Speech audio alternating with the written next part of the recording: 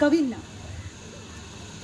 यासाठी की तुम्ही खाली बसलेले जे रसिक आहात ना ते माझ्या दृष्टीनं कवीच आहे. बोल असतो इतकंच, पण आम्ही बोलतो आणि तुम्ही ऐकता, म्हणून फक्त भूमिका थोडीशी बदलते, पण तुम्ही सुद्धा हृदयाने कवीच असता आणि म्हणून तुम्हाला कविता समजते. तेव्हा अशा इथं जमलेल्या सर्व रसिक मंडळींना आणि सर्व कवी मंडळींना मनापासून नमस्कार. इतक्या दुर्गम ठिकाणी आदिवासी भागामध्ये एक साहित्य संमेलन इतक्या उत्साहाने संपन्न होत आहे, तर त्यासाठी मी आयोजकांचं मनपूर्वक अभिनंदन करते.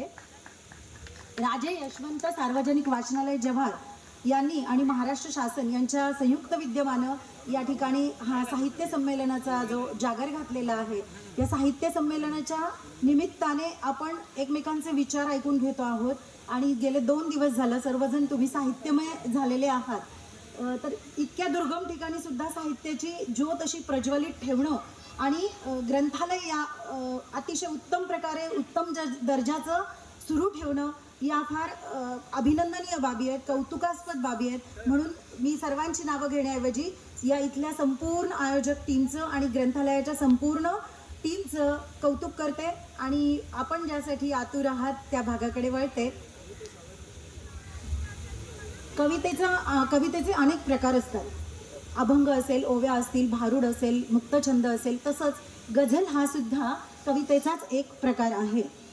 आणि कवी सुरेश भट साहेब यांनी कवितेचं या गझलचं रोपटं आपल्याकडे महाराष्ट्रामध्ये फुलवलं, तिला एक दर्जा प्राप्त करून दिला आणि जनमानसापर्यंत ती पोहोचवली. यामध्ये त्यांचा खूप मोठा सिंहाचा वाटा आहे आणि म्हणून त्यांना नमन करून मी या ठिकाणी मराठी गझल सादर करणार आहे.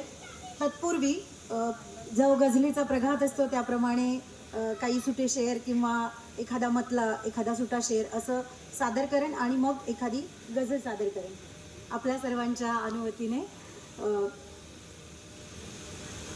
येशूमध्ये मिळाला, बुद्धामध्ये मिळाला, येशूमध्ये मिळाला, बुद्धामध्ये मिळाला, रामा तुझाच अनुभव अल्लामध्ये मिळाला, रामा तुझाच अनुभव अल्लामध्ये मिळाला. वारी उगा करा या का पंढरीस जाऊ, वारी उगा करा या का पंढरीस जाऊ, माझा मला विठोबा, माझा मला विठोबा कामामध्ये मिळाला, माझा मला विठोबा कामामध्ये मिळाला. गझल सादर करण्यापूर्वी काही फक्त गझलबद्दल सांगणार आहे की गझलमध्ये आणि कवितेंमध्ये इतर थोडासा जो फरक असतो तो आपल्याला लक्षात यावा यासाठी की गझलमध्ये शेर असतात, 2-2 ओळींचा एक शेर असतो, जशी ओवी असते तसं. आणि या 2-2 ओळींचा जो शेर असतो तो एकाच विषयावर असू शकतो किंवा भिन्न भिन्न विषयांवर सुद्धा असू शकतो. कवितेमध्ये काय असतं की एक कविता एखाद्या विषयावर असते आणि एक मध्यवर्ती कल्पना असते, ती उलगडली जाते आणि तुम्ही कवितेच्या मग त्या विशिष्ट ओळींवरती टाळ्या वगैरे वाजवता. तसं गझलमध्ये प्रत्येक शेर ही एक स्वतंत्र कविता मानली जाते, म्हणजे ती असावी लागते खरं तर. आणि त्यामुळे गझलचा प्रत्येक शेर जो आहे तो या ठिकाणी सादर होईल, तो एकाच विषयावरती असेल असं नाही, मात्र तरीसुद्धा त्यामध्ये कुठेही आपल्याला रसिकत्व, त्याचं जे आकलन आहे, आस्वाद आहे, तो घेताना कुठेही आपल्याला अडसर येत नाही, म्हणजे एकाच विषयावरती जरी ते शेर नसतील तरीही. तर हा एक त्यातला भाग आहे. आणि आम्हा कवी मंडळींना काय असतं, इंधनाची गरज असते. तर तुम्हाला माहिती गाडी चालते पेट्रोलवर, तसं आमचं इंधन असतं तुमच्या टाळ्या, तुम्ही घेतलेला आस्वाद. त्यामुळे आम्हाला तुमचं हे इंधन जे आहे ते मिळालं पाहिजे, यासाठी पण तुम्हाला जागरूक करते आहे. म्हणजे झोपा येणार नाहीत एवढं नक्कीच आम्ही काळजी घेऊ. तर मराठी गझल सादर करते आहे. माझ्या आयुष्यामध्ये किंवा कोणाच्याही आयुष्यामध्ये कुणी कसं यावं, तर ते असं यावं असं वाटलं. भरल्या घनाप्रमाणे मी तरन्नुममध्ये गझल सादर करते आहे. 3 प्रकारे गझल सादर केली जाते, तर्ज, तरन्नुम आणि तेहत. मी आधी जे सादर केलं ते तेहतमध्ये केलं आणि आता मी जे सादर करत आहे ते तरन्नुममध्ये सादर करत आहे. भरल्या घनाप्रमाणे ये श्रावणाप्रमाणे, भरल्या घनाप्रमाणे ये श्रावणाप्रमाणे, काळीज कर सुगंधी कर सुगंधी तू पावसाप्रमाणे, काळीज कर सुगंधी तू पावसाप्रमाणे. आणि हा पुढचा शेर पहा. करतो पुन्हा चुकाही, यात येणारा मी, तो, तू हे सर्व प्रातिनिधिक स्वरूपात असतात. करतो पुन्हा चुकाही, करतो पुन्हा गुन्हेही. चुका करतो ते करतो, पण वारंवार करून करून त्याचं रूपांतर गुन्ह्यामध्ये होतं. करतो पुन्हा चुकाही, करतो पुन्हा गुन्हेही.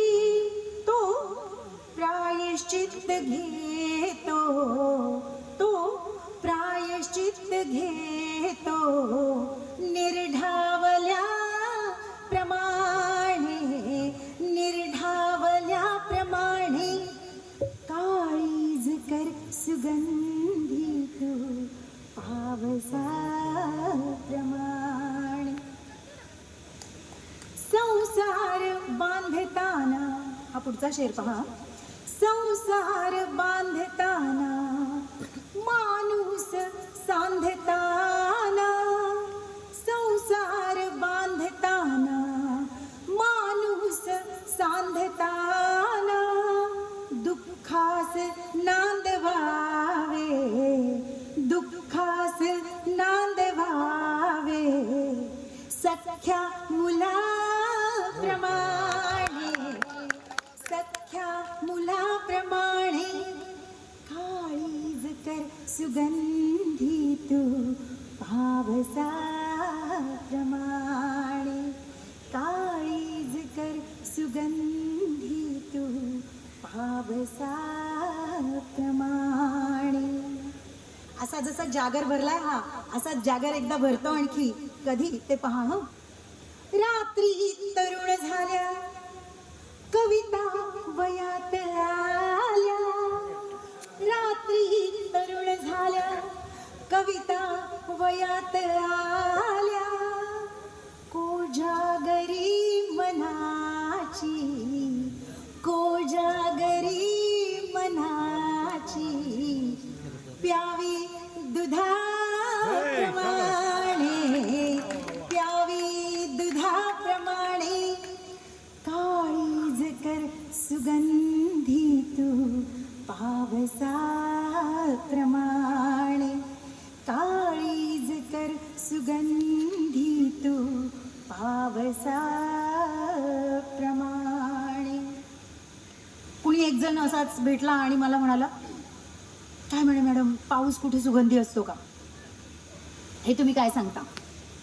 मग त्यांना सांगावं लागलं की ते नाही का, प्याला त्याला आठवला होता, त्यामुळे मग काही रिलेट झालं त्यांना पण.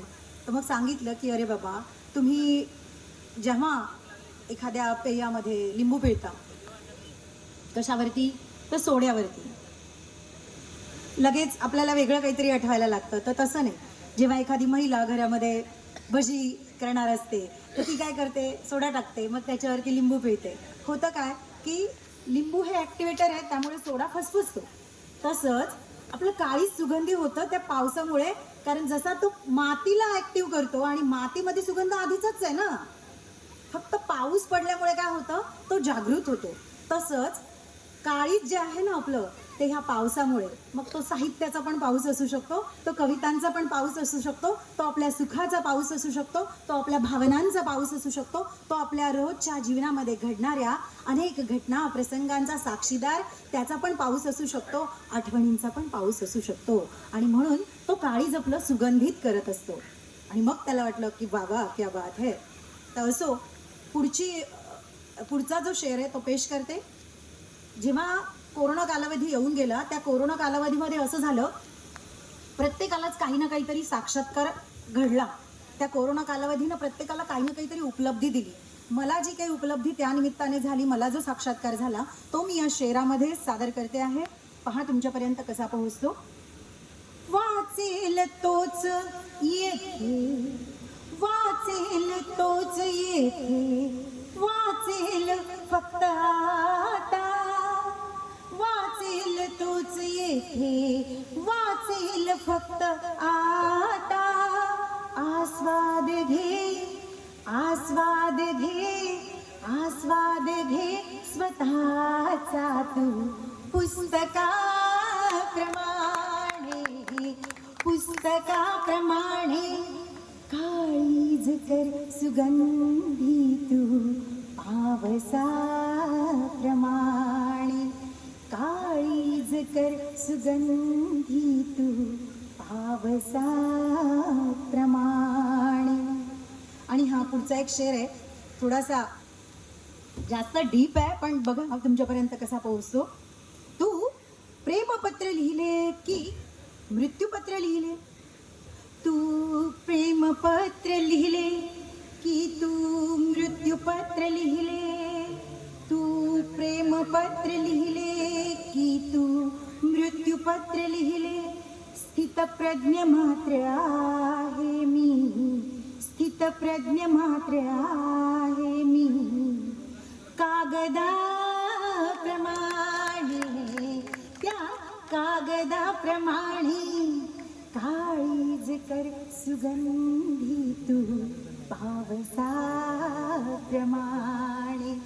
काळीज कर सुगंधी तू पावसाप्रमाणे.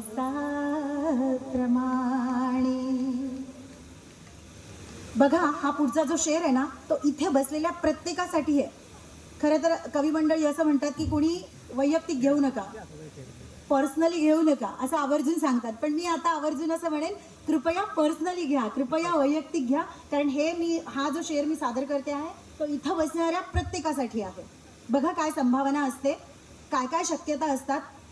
थेंबामध्येच सागर, बीजामध्येच जंगल, थेंबामध्येच सागर, बीजामध्येच जंगल.